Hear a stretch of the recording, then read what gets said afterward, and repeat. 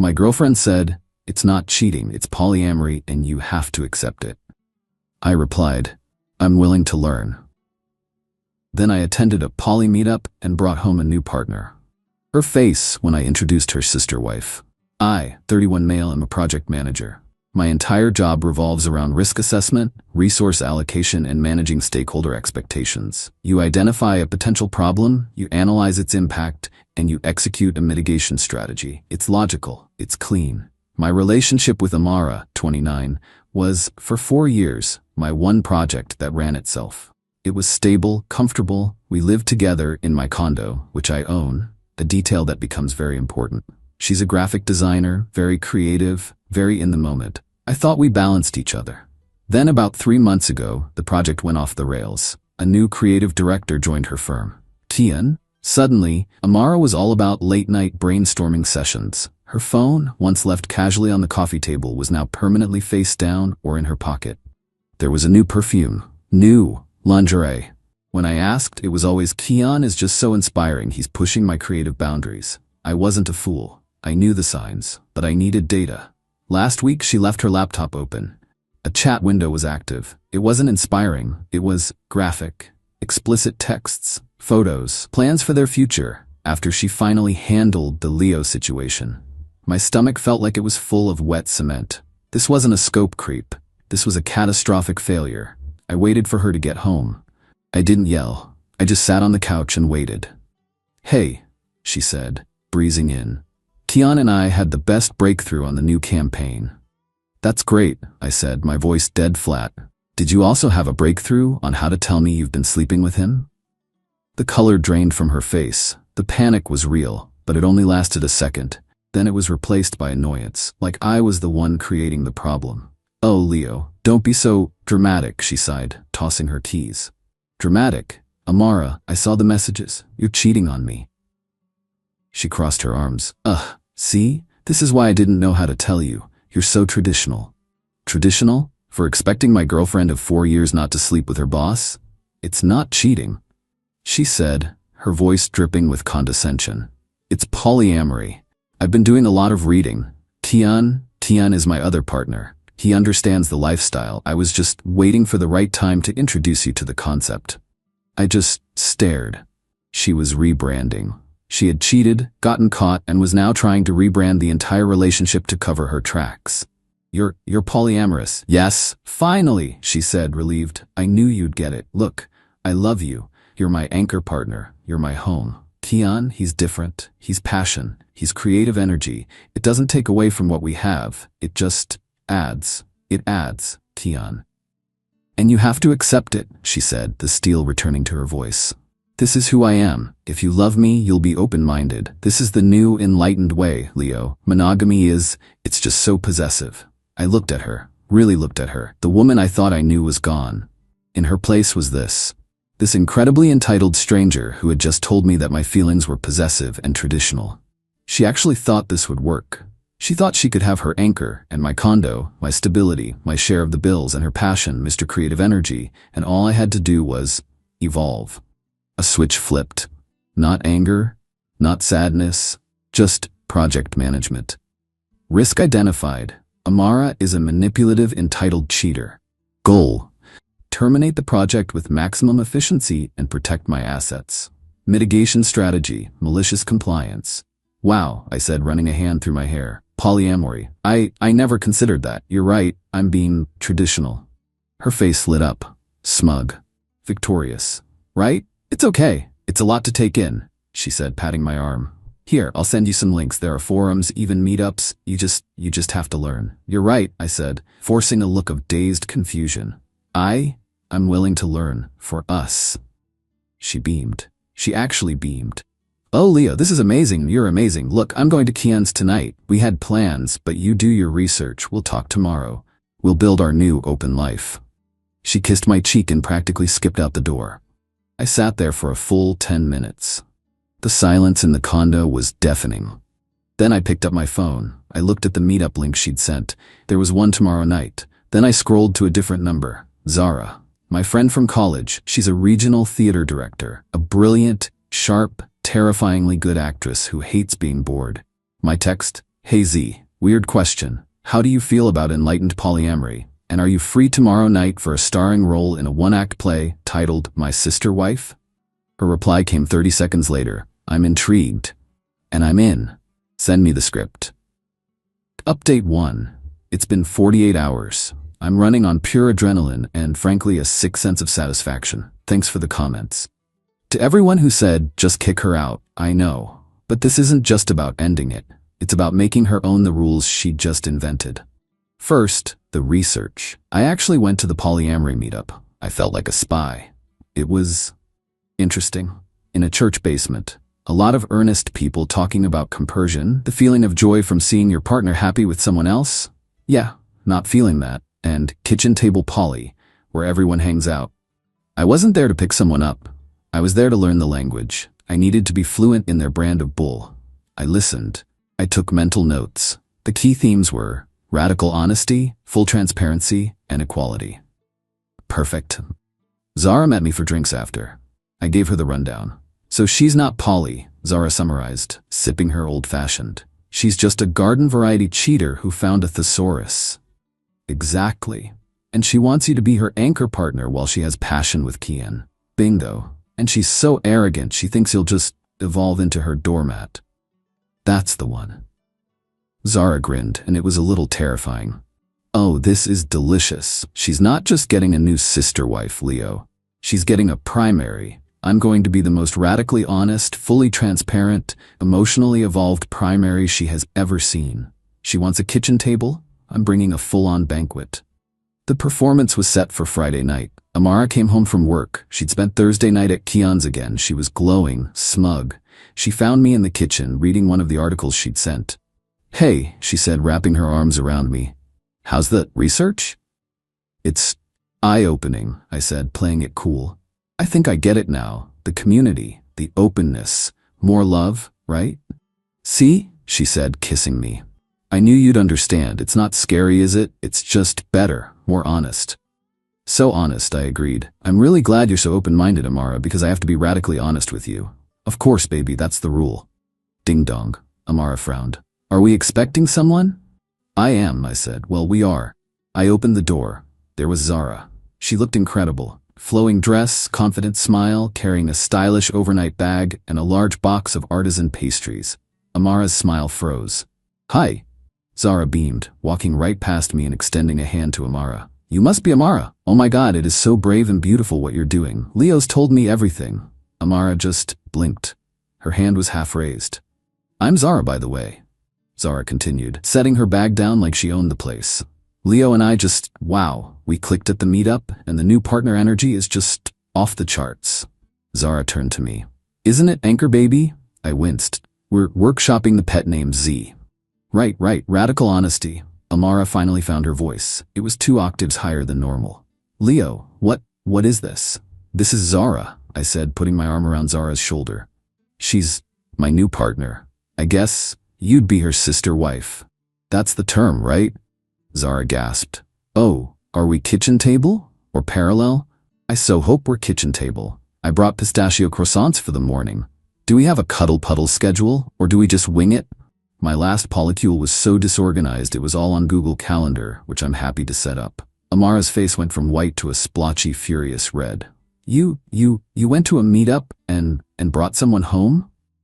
Yeah, I said. Is that wrong? You sent me the link. I was being open-minded. You're not feeling compersion, are you? You look kind of angry. Get her out, she shrieked. It was primal. Whoa, Zara said, putting a hand on her chest, faking hurt. Amara, that's not very enlightened. We're a community. We're supposed to support each other's joy. Get out of my house, Amara screamed at Zara. Actually, I cut in, my voice calm. It's my condo. I'm on the mortgage and title. You're a long-term guest, and Zara is my guest, so no. The look on her face, the enlightened mask didn't just crack, it shattered. This wasn't the plan. The plan was that she got more and I got less. This isn't how it works, she sputtered. Why not? I asked, genuinely curious. You said polyamory, you said openness, you said more love. I'm just following the rules. Your rules. You can't be poly for you and mono for me, Amara. That's not a lifestyle. That's just cheating with a new font. You did this. You did this to punish me. No, I'm just catching up, now I said, turning to Zara. You want tea? Then to Amara. So, about the sleeping arrangements. Tian is your primary passion partner, right? And Zara is mine. So, Zara and I will take the main bedroom. You can have the guest room. That seems equitable, right? We can rotate tomorrow. That was it. She snapped. A long, guttural, no. She grabbed her purse. You're in a hole. Radical honesty, Amara, I called after her. I'm just being radically honest. She slammed the door so hard the artisan mugs on the shelf rattled. My phone immediately blew up. What did you do to Amara? She's hysterical, I replied, just practicing the compassionate polyamory she taught me. We're having a kitchen table meeting tomorrow, 10 a.m. Bring bagels. I blocked him. Zara and I stood in the silence for a second. Then she just cracked up. Oh my God, her face. Zara cackled. 10 out of 10. No notes. She picked up her bag. Well, my work here is done. Call me if you need an encore. She hugged me. You okay, Leo? I let out a breath I didn't know I was holding. My hands were shaking. No, I said, but it's a start. She left. I sat on the couch. The project was officially in demolition. Update 2. It's been 2 weeks. The demolition phase is messy. Amara, predictably, has been staying at Kian's. My condo has been blissfully quiet. My phone, however, has been a war zone. After the initial 20+ missed calls that Friday night, the strategy shifted. Amara and Kian decided they needed to educate me. First, the texts, a solid wall of pseudo-intellectual gaslighting nonsense. Amara, what you did was a mockery. You humiliated me and you disrespected the entire polyamorous community. You're not poly, you're just a spiteful child. Me, I was following your rules. You can't be mad I followed them equally. You're supposed to be my anchor. That means you're the stable one. You're not supposed to just bring home strangers. So, the anchor just anchors while you don't. Got it. That's not polyamory, Amara. That's a boat and a dock. Then the ambush. Sunday afternoon, I'm bagging up some of her clothes, pounding on my door. I look through the peephole. It's Amara. And Tian. He's got a man bun and is wearing a knit cardigan that looks itchy. I open the door, chain on. Leo, man, Tian says, putting a hand up in a peace gesture. I think we need to clear the air. There's been a real breakdown in communication. No, the communication was crystal clear, I said. Amara's sleeping with you. Now I'm sleeping with Zara. We're a polytool. Want to come in and sign up for the Google Calendar? See? See what I mean? Amara shrieked from behind him. He's mocking us. Bro, Tian said, trying to polysplain me. That's not it. What you did bringing in that other woman, that's not what compassionate polyamory is. You created a toxic, hierarchical environment. You didn't prepare Amara. You didn't ease her into it. Wait, I said. How did you prepare me? That's different, Tian said. How? Because our connection was just organic. So organic cheating is fine, but my premeditated polyamory is toxic. Got it. This isn't fair. Amara finally shoved past him. She's not your real partner. You're just doing this to punish me. Tian and I are real. We read the ethical slut. We had discussions. You lied, I said, my voice cold. You cheated. You got caught. You tried to remit polyamory to keep my condo and my stability while you slept with him. That's the long and short of it. It's over, Amara. This is the moment the matrix broke. She finally understood.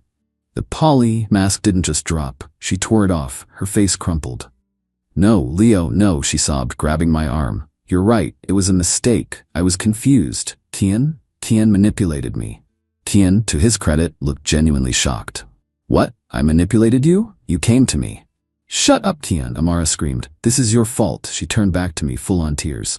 Baby, please, I'll break up with him, right now. I don't want to be poly. I just want you. We can go back. Please, just tell me she's gone. Zara, of course, was never here. She was at a brunch, probably drinking mimosas. It was pathetic. The second she lost control, the second she realized her enlightened plan had backfired, it was all he manipulated me, and I was confused. No, Amara, I said, pulling my arm away. We can't go back. You didn't just cheat. You showed me you think I'm a complete idiot. You don't get to go back. But where will I go? She whispered. I assume you'll go back to Kian's or your mother's, but you're not staying here. You're evicting me? I'm asking my guest, who's no longer welcome, to leave. I looked at both of them. They were still arguing with each other on my doorstep. This has been a great show. Amara, you have 24 hours to schedule a time to get your things. You can bring one person. Tian is not invited. You will be supervised. After that, anything left is considered abandoned. Send me a text with the time. Do not call me again. I shut the door. I could hear her start wailing in the hallway. Now, the dirty trick. You'd think that would be it, right? Wrong. Yesterday I get a call, unknown number. I let it go to voicemail. It's Amara's mom. Darla. Leo, darling, it's Darla. Please call me. Amara's here. She's not well, Leo. She's not well at all. She collapsed. We're so worried. The doctors, they don't know. They mentioned stress. She just keeps asking for you. Please, Leo. She needs you. This Polly thing, it's just confusion from her illness. A mystery illness. A sudden, stress-induced, non-specific collapse. They're trying the sick card, the final, most desperate, entitled play in the book. They really think I'm that stupid. I texted Amara one thing. I'm sorry to hear about your sudden, non-specific illness. I hope you've given your doctors a full history. Your pickup time is tomorrow at noon. My friend Ben will be here to supervise. If you're too ill, your mother can pack for you. Her reply? You're a heartless monster. Project status confirmed. Final update. It's been 2 months. I'm writing this from a new apartment. The last 2 months were a legal education. But I'm finally done. The revenge wasn't one big explosion. It was a series of small, logical, and unavoidable consequences. First, the pickup. Amara showed up at noon as scheduled, not with Kian, but with her mom, Darla. Amara was doing her best impression of a frail Victorian-era invalid. She was pale, easy to do with foundation, moved slowly, and kept sighing. Darla just glared lasers at me. I had my friend Ben there. Ben is a 6'4" accountant who looks like a linebacker. He's the nicest guy in the world, but he's intimidating. He just stood by the door with a clipboard and an inventory list. Amara. Leo, I'm so dizzy. My headaches I'm just so scared. Me, not buying it. Here's the box with your toiletries. Ben has the inventory list. You pack, he checks it off. Sign at the bottom when you're done. You're a monster. A heartless, cold monster. Look at her. She can barely stand. This is your fault. Me, I'm a project manager, Darla. This project failed due to a catastrophic breach of contract. I'm just managing the cleanup and asset reallocation. Then came the artifact. We had this set of 4 artisan ceramic mugs. We'd commissioned them on our 2nd anniversary from a potter. Each one represented a season. They were beautiful, unique, and very symbolic to us. Amara, despite her illness, made a beeline for them. I'm taking these, she said, her voice suddenly much stronger. No, I said. Her head snapped around. What? We bought them together. They're ours. We did, I agreed. They're a set of 4. You broke the set, so we each get 2. I calmly walked over. I took 2 of the mugs, spring and summer, off the shelf. I pushed the other 2, fall and winter, toward her. You can have these. Fair is fair. The symbolism was not lost on her. The sick act completely vaporized. Her face, which had been pale and frail, contorted with pure, unadulterated rage. You can't do that. I just did. Take your 2, Amara, and the rest of your stuff and go. She looked at the 2 mugs in her hand. She looked at the 2 in mine. She let out this hiss. She threw her 2 mugs into a box. I heard one crack, and stormed out the door. So much for being too dizzy to stand. Darla, seeing her sick daughter suddenly find the energy to sprint to the car, just looked deflated. She signed the list and left. But we weren't done. The consequence. We weren't married, so no divorce. But she did try to sue me. About a month ago I got served. Small claims court. She was suing me for $5,000 for unlawful eviction, emotional distress, property damage, theft. She claimed I stole 2 of the $500 mugs. She really inflated that price. The hearing was last week. We both represented ourselves. It was a circus. Amara gave a tearful speech to the judge. Your Honor, he kicked me out with no notice. He brought another woman, a stranger, into our bed just to torture me. He did it out of spite. I was sick with stress. I'm still under a doctor's care. The judge looked at her, then at me. Mr. My last name? And your side of this? Thank you, Your Honor. I stood up. I had my notes. Project management. Your Honor, Miss Amara's last name and I were in a 4-year monogamous relationship. On date, she informed me she was, in fact, in a new, polyamorous relationship with her coworker, Mr. Keon. Amara started to object. That's not. Quiet, ma'am, the judge said. Let him talk.